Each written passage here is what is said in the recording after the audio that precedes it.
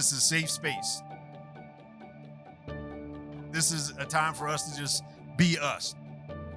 And you don't have to be anti anything to be pro men, pro healthy masculinity. And that's what this is all about. So this is our first ever, what we're calling the M.E.N Summit. And we came up with an acronym for M.E.N, so Masculine Empowerment Network. We're trying to tap into that inner hero and like the gentleman, the hero, and the warrior. Now that was more little boy stuff, right? When we're 6, 8, 10, 12. And so it's like trying to revive that when you're 30 or 40 or 50 or 60.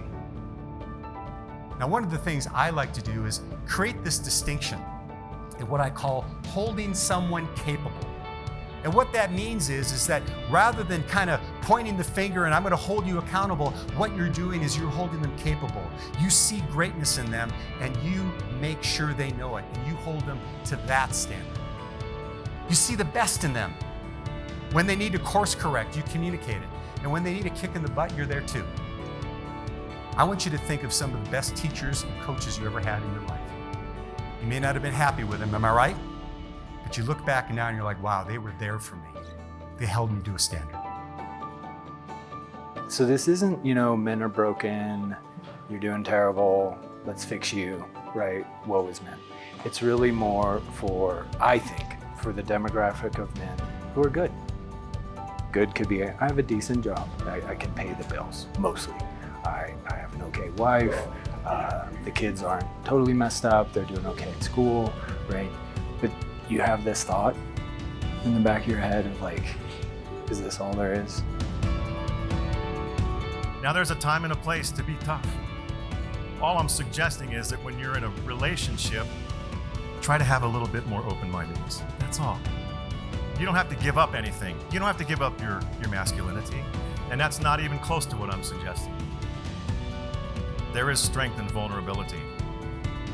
Keep that masculinity and make this a part of masculinity.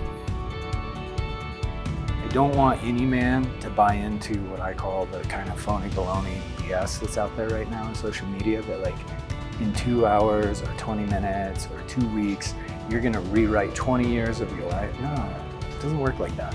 But if in these 8 hours, or something said by someone or a handshake for somebody that day is the spark, the catalyst that people are like, whoa, I gotta do something. I don't know what to do, but I gotta do something. Then the second half of the coin, you roll it over, is action. What are you prepared to do with your newfound awareness? And then we're gonna try and give you a roadmap. Hey, tap into our community, come to our next event, reach out to the guy next to you that you met, whose phone number you got. When we walk out of these doors after spending this time together, will there be any difference in our community? See, I believe you don't have to memorize everything that was spoken and everything that was talked about today. But what we do have to do as men is come together. Men need men. We should be going through some things together. That's how we need to live as men.